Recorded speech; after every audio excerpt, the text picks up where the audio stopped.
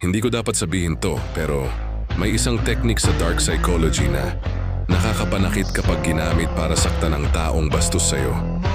Kung madaling ma-offend ka, pwede mong i-close na lang ito. Ganito yan.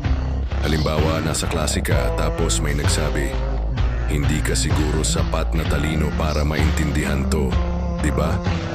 Huwag mong tugunin ang insulto. Sabihin mo lang ng kalmado, "Tama ka, hindi ko pa talaga maintindihan. Kaya mo bang ipaliwanag ng maayos?" Pero bago ang lahat, i-comment mo kung saang lugar ka ngayon para malaman ko kung saan umabot ang video na ito. Ngayon, kung gusto mong maintindihan ang laro ng isip at emosyon, kailangan mong aralin ang galawan ng mga tao. Basahin mo ang The Secret of Human Nature o ang Lihim ng Kalikasan ng Tao. Isa itong Tagalog version ng Dark Psychology book. Huwag na huwag kang magpapaapi sa taong mapaglinlang. Kung interesado ka, nariyan lang yan sa showcase ko.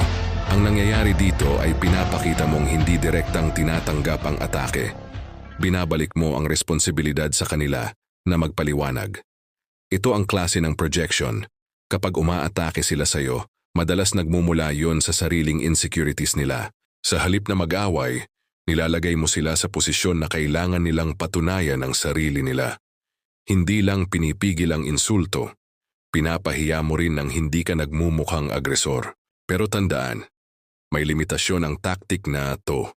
Mas maganda itong gamitin para mag-set ng boundary at humingi ng klarong paliwanag, hindi para sadyang sirain ang tao.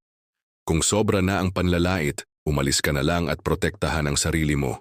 Alam mo na ngayon, kilalanin ang projection, huwag magpadala sa trap at piliin ang dignified na paraan ng pagsagot.